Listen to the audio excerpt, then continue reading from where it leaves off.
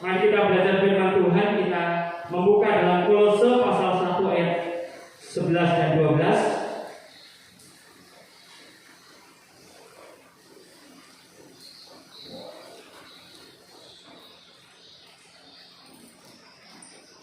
Kolose pasal 1 ayat 11 dan 12. Mari kita baca ayat ini secara bersama-sama.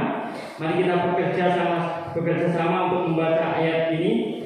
Kolose pasal 1 ayat 11 dan 12. Sudah menemukan Bapak Ibu? Sudah ya? Oke.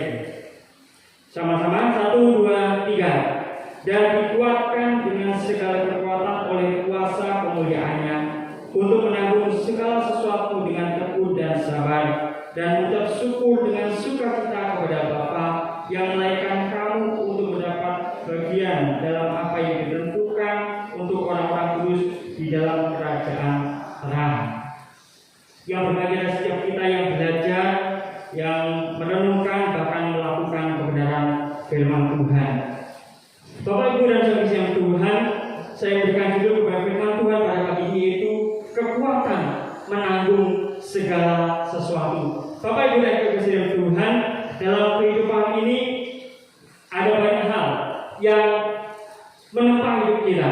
Ada masalah, ada tantangan, ada sakit penyakit, ada kekurangan, ada kelemahan yang kita alami.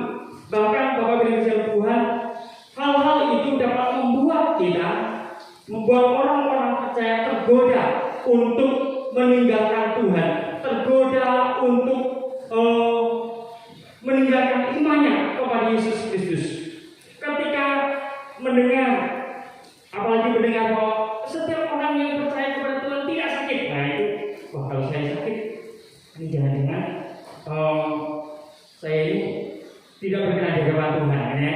Atau Bapak Ibu Tuhan, kadang-kadang pola pikir kita itu akan mempengaruhi kehidupan kita, sehingga menyebabkan kita menjadi mundur. Karena kita berpikir, kalau saya ini percaya kepada Tuhan, sakit-sakitan, berarti saya meninggalkan Tuhan. Kalau saat ini, kalau Tuhan tidak memberikan kemakmuran, kesejahteraan, kekayaan, keberhasilan, kesuksesan kepada saya, lebih baik mundur daripada Tuhan. Ya, Bapak Ibu yang Tuhan.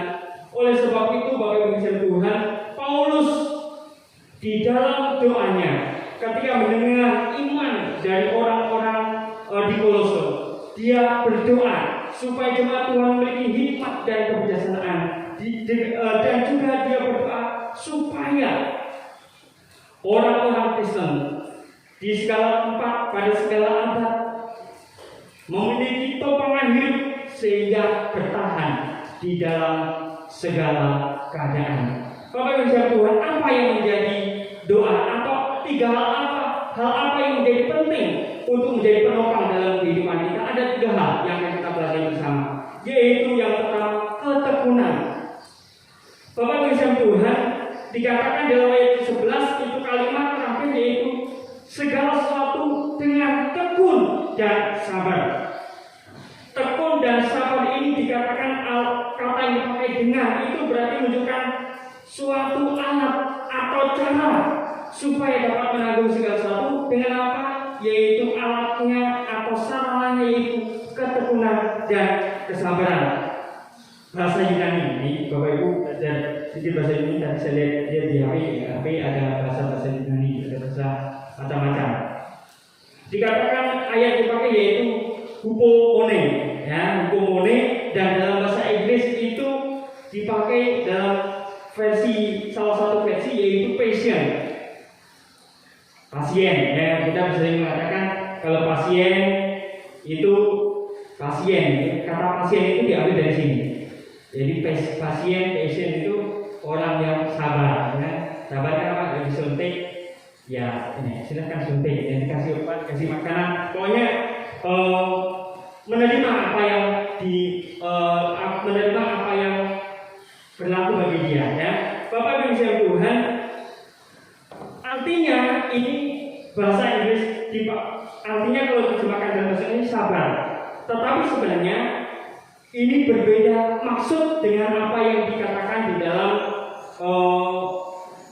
Injil, dalam apa yang dimaksud oleh Paulus. Oleh sebab itu lembaga Alkitab Usaha memberikan artinya yaitu tekun, ya. Meskipun dalam versi yang lain patience-nya sabar. Bapak Ibu yang Tuhan, ini artinya bukan suatu keadaan pasrah atau menerima yang sudah, apa yang terjadi biarlah terjadi, ya. Bukan itu. Tetapi yang dimaksudkan bukan hanya sekedar kesanggupan untuk menanggung segala sesuatu. Sanggup, kalau saya sakit, ya sabar. Kalau saya menderita, tetap menerima, ya. Tetapi yang dimaksudkan yaitu kemampuan untuk menanggung segala sesuatu itu dengan sehingga menjadi kemuliaan. Artinya yaitu kalau ada sesuatu sakit, ada suatu keterpurukan, kegagalan, itu bisa menjadi sebuah alat untuk kemuliaan. Bapak Ibu yang Tuhan, jadi ketekunan ini berbicara ketekunan atau passion di sini berbicara kepada kesabaran yang dapat menaklukkan apapun juga. Kata yang dipakai ini adalah dipakai untuk kesabaran menghadapi apapun juga, ya. Kesabaran menghadapi apapun juga. Jadi kemiskinan diterima dengan baik, ya. Bahkan apapun yang terjadi itu bisa menjadi kemuliaan. Bapak Ibu Tuhan, kita kemarin mungkin Bapak Ibu tidak terlalu perhatikan, ya, karena kita ada Olimpiade itu yang kita perhatikan, ya, yang ada di Tokyo kemarin, ya, di Jepang. Tetapi ada kegiatan yaitu Paralimpiade, yaitu apa? Olimpiade untuk orang-orang yang cacat, ya, yang kita katakan disabilitas, kekurangan. Tetapi Bapak Ibu Tuhan, ternyata mereka bisa berprestasi meskipun mereka cacat. Artinya Bapak Ibu Tuhan, meskipun dalam keadaan mereka yang menderita kekurangan, mereka bisa mengalahkannya sehingga memuliakan, menjadi kebanggaan bagi bangsa dan negara, menjadi kebanggaan bagi dunia. Itu untuk orang-orang yang cacat. Bapak Ibu Tuhan, Paulus berdoa supaya jemaat dapat memiliki ketekunan mengalahkan apapun juga. Itu yang pertama. Yang kedua, yaitu dikatakan kesabaran. Kesabaran, Bapak Ibu Tuhan, kita biasanya mengatakan sabar. Itu berarti sabar bisa menerima dengan baik. Dan ini katanya kata yang terpakai kurang lebih, yaitu makrotomia. Itu diterjemahkan dengan kata sabar, ya. Sebenarnya kata yang dipakai bisa diartikan sama-sama sabar, antara ketekunan dan sabaran ini, ya. Tetapi Bapak Ibu Tuhan, kata sabar ini berbeda maksudnya dengan yang pertama, dengan ketekunan. Kalau ketekunan itu sabar menghadapi apapun juga, tetapi kalau kesabaran itu berarti sabar menghadapi orang, ya. Jadi kalau ketekunan tadi sabar menghadapi apapun juga, peristiwa, keadaan, tetapi kalau sabar di sini adalah sabar terhadap orang, ya. Bapak Ibu Tuhan, ini berkaitan dengan kualitas hati. Ini berbicara tentang kualitas hidup kita, bagaimana memampukan seseorang untuk menghadapi orang lain dengan sikap yang baik. Kalau ada orang yang tidak menyenangkan, tetap bersukacita, ya. Kalau ada orang yang ada peristiwa-peristiwa, tidak menjadi patah hati. Jikalau melihat tidak menjadi kecewa dengan kebodohan orang lain. Kebodohan ini bukan berarti IQ, ya, tapi kebodohan ini berarti kebebalan. Orang sudah tahu yang salah, melakukan yang salah, itu namanya. Dan kita kadang-kadang dengan orang demikian, kita juga menjadi kecewa, gregetan, ya. Ada kecewa, gregetan artinya apa, ya? Kita terjemahkan itu apa, ya? Artinya kok sampai hati, ya, terhadap orang, ya. Kemudian kedunguan orang tidak mendorong orang untuk menjadi sakit hati, tidak sakit hati atas kedunguan orang, kebebalan, ya. Mendingan Nah ini dengan orang demikian tidak sakit hati. Kemudian meskipun melihat ketidakbaikan hati orang lain, tetapi tidak membuat kasihnya hilang. Bapak Ibu yang Tuhan, mungkin kita berhadapan dengan orang-orang yang demikian, orang-orang yang menyakiti hati kita, orang-orang yang mengecewakan kita, bisa hamba Tuhan, bisa majelis gereja, bisa tetangga, bisa suami, bisa istri, bisa anak, bisa orang tua, siapapun juga. Bapak Ibu yang Tuhan, kesabaran ini adalah semangat yang tidak pernah hilang. Kesabaran artinya kita istilahnya, kalau Bapak Ibu kesaksian, saya itu sering mengelus dada karena ada orang-orang yang berbuat jahat ya. Bapak Ibu yang Tuhan, Paulus berdoa supaya kita memiliki kesabaran dengan orang-orang yang mengecewakan kita. Kenapa Bapak Ibu yang dalam Tuhan itu penting? Karena ketika kita tidak memiliki kesabaran, maka kita bisa menjadi sama dengan orang-orang yang berbuat demikian kepada kita. Kalau kita tidak memiliki kesabaran, orang lain berbuat jahat, kita juga bisa berbuat jahat. Maka Paulus berdoa supaya jemaat Tuhan di tengah situasi yang tidak menyenangkan, di tengah orang-orang yang tidak menyenangkan, tetap memiliki hati yang dipenuhi dengan Roh Kudus. Sabar, ya, sabar. Oleh sebab itu Bapak Ibu Tuhan, itu juga harus menjadi doa kita supaya kita sabar dengan orang-orang yang ada sekitar kita. Tidak semua orang menyenangkan, tidak semua orang kita menginginkan menyenangkan bagi kita, tetapi tidak semua orang bisa demikian. Saya yakin pasti tidak ada orang-orang yang mungkin mengecewakan hidup kita, dan kita tidak bisa mengontrol mereka. Yang kita lakukan, kita tidak bisa mengubah hidup mereka. Yang kita lakukan adalah mengubah diri kita. Sebuah istilah mengatakan, kalau kita tidak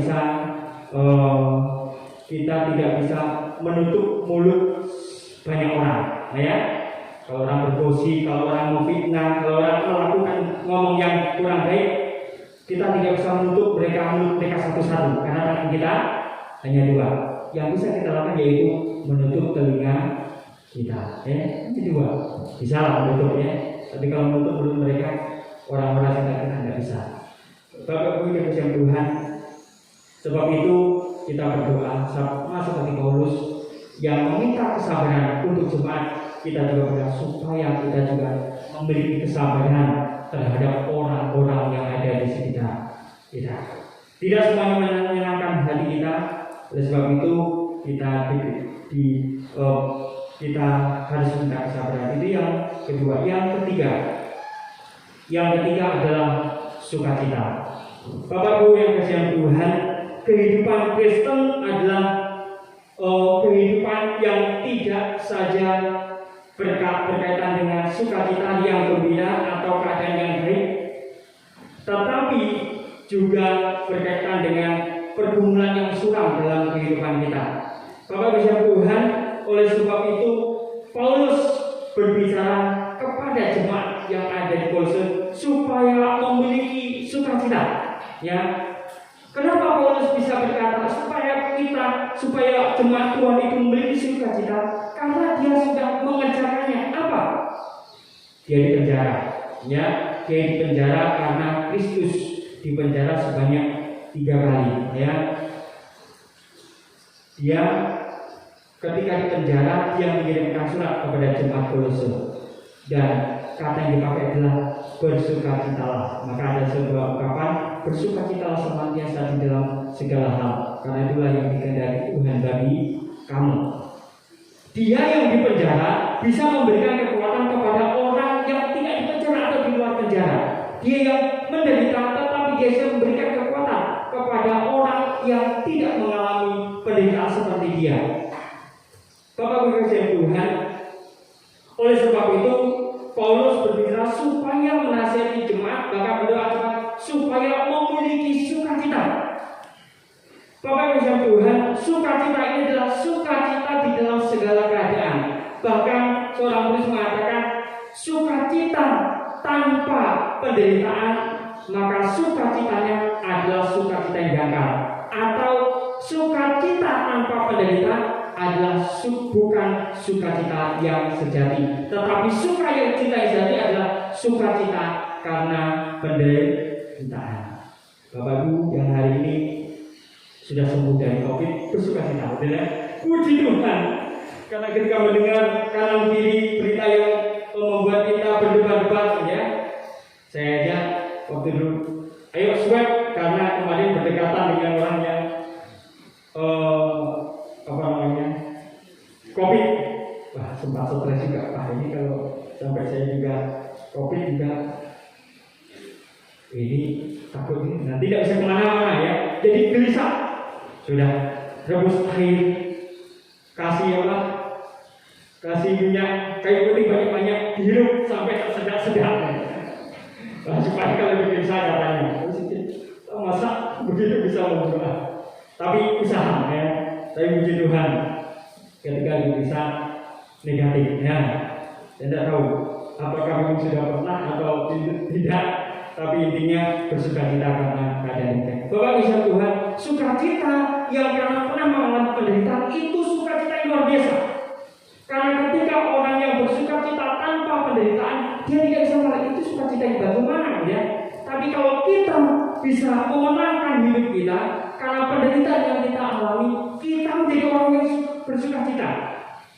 Oleh sebab itu Bapak bisa Tuhan, jikalau hari ini Bapak Ibu mengalami pergumulan dan telah lepas dari pergumulan itu, bersyukur.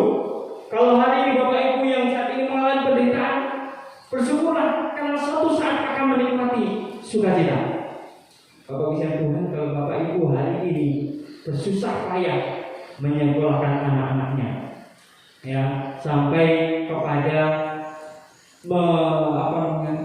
sesuatu yang uang yang dimiliki, harta benda yang dimiliki itu tidak bisa untuk beli baju ya, harusnya beli baju bagus atau memiliki harta benda yang baik, tetapi karena demi anak akhirnya berjerih payah sehingga merasa penderitaan. Ini orang lain bisa begini, saya tidak. Ya, saya mendengar sebuah cerita jemaat yang ada di Damai, PNS, tetapi demi sekolah anaknya dia tidak membuat rumah, ya, tetapi anaknya menjadi dokter dan tinggal di mes guru di sekolah itu. Berhasil anaknya menjadi dokter. Bapak Ibu dan Tuhan, itu sukacita yang luar biasa. Jerih payahnya berhasil, penderitaannya dialami untuk menghasilkan sukacita luar biasa. Kenapa? Karena penderitaannya, pergumulannya mendatangkan buah. Bapak Ibu dan Tuhan, oleh sebab itu, jika hari ini kita mengalami pergumulan, kita harus bersukacita, tetap bersukacita, karena kita akan menikmati kemenangan, kita akan menikmati sukacita luar biasa yang tidak bisa digambarkan ketika kita selesai menghadapi pergumulan itu. Bapak Ibu dan Tuhan, tiga hal ini penting dalam kehidupan kita. Ketika dalam kehidupan ini kita menghadapi apapun juga, jangan sampai penderitaan, jangan sampai pergumulan, bahkan apapun yang menimpa hidup kita membuat kita meninggalkan Tuhan Yesus. Ada yang meninggalkan Tuhan Yesus karena penderitaan atau kenyamanan hidup, godaan akan kenyamanan hidup sehingga meninggalkan imannya kepada Tuhan Yesus. Bapak bisa Tuhan, tiga hal ini harus kita minta di dalam Tuhan. Minta ketekunan dan kesabaran, ketekunan, kesabaran dan sukacita. Ketekunan artinya sabar menghadapi apapun juga, bahkan bisa memenangkan hidup kita di tengah pergumulan keadaan atau dalam hal yang tidak menyenangkan hidup kita. Dan kita sabar juga dengan orang lain, memiliki kesabaran terhadap orang lain, sikap hidup orang lain yang tidak menyenangkan hidup kita. Dan yang ketiga, kita juga berdoa supaya menjadikan kita memiliki sukacita. Dengan demikian kita menjadi orang-orang yang mampu menanggung segala sesuatu. Biar firman Tuhan menguatkan hidup kita dan kita menjadi orang yang hidup di dalam kemenangan, sanggup menanggung segala sesuatu. Mari kita berdoa.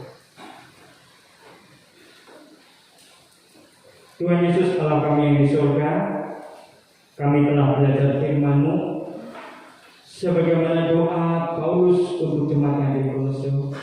Kami juga Tuhan berdoa bagi kami, berdoa bagi anak-anak Tuhan yang hari ini Tuhan mengalami penderitaan, mengalami pergumulan, mengalami permasalahan.